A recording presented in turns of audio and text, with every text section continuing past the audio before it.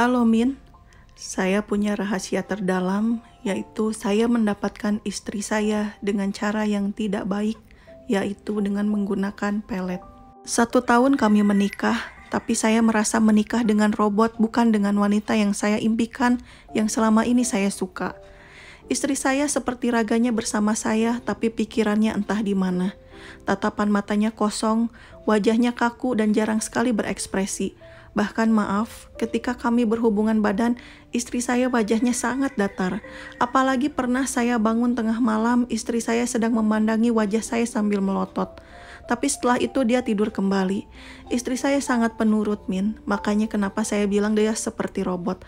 Apapun yang saya perintahkan pasti dia kerjakan. Dan istri saya tidak pernah melarang apapun yang saya lakukan dan inginkan. Awal cerita, dulu ketika saya masih SMA, saya sangat menyukai istri saya, Min. Sebut saja nama istri saya adalah Rahmi. Kami berbeda kelas tapi satu ekskul, yaitu ekskul pecinta alam. Kebetulan ekskul kami berkegiatan Senin sampai Sabtu setiap sore, jadi saya sering bertemu dengan Rahmi. Rahmi adalah anak yang aktif, supel, dan mempunyai senyum yang manis di wajahnya.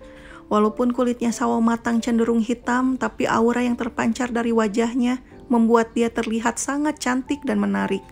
Tidak perlu waktu lama untuk saya menyukai Rahmi waktu itu. Tapi saya sadar diri dengan keadaan saya, Min. Rahmi tidak mungkin menyukai saya yang cupu, kalau kata anak zaman sekarang. Apalagi saya bisa melihat pancaran mata laki-laki lain ketika melihat Rahmi. Saya sangat yakin mereka juga menyukai Rahmi. Saya sempat lupa dengan Rahmi kala itu, karena setelah lulus SMA, saya juga berkuliah di ibu kota. Dan Rahmi juga menghilang tanpa jejak dan kabar setelah lulus SMA. Saya juga sempat berpacaran dengan beberapa perempuan di tempat kuliah dan di tempat kerja saya. Sampai suatu waktu, saat saya baru saja putus dengan pacar saya, tiba-tiba saya ingat Rahmi. Lalu saya memutuskan untuk mencarinya di sosial media, dan akhirnya saya menemukan sosial medianya. Hati saya langsung saja berbunga-bunga mengingat bagaimana dulu kenangan-kenangan bersama yang saya lalui dengan Rahmi. Rahmi memang selalu ada di hati saya, Min, di tempat spesial. Saya putuskan untuk follow Rahmi, tapi Rahmi tidak follow back saya. Di pikiran saya mungkin Rahmi lupa dan tidak ingat sama sekali kepada saya, Min. Saya sempat sedih, tapi sedih saya tidak terlalu lama. Karena ketika saya melihat feed sosial medianya, sepertinya dia masih single.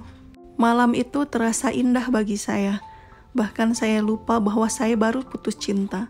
Saya kepo sosial media Rahmi sampai berjam-jam.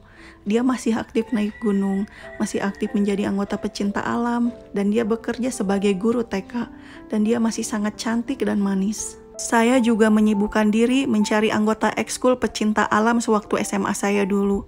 Bahkan saking sibuknya, pacar saya meminta balikan pun tidak saya gubris, Min. Ternyata pencarian saya membuahkan hasil. Ternyata mereka membentuk grup WhatsApp dan mereka masih sering mengadakan kegiatan naik gunung bersama.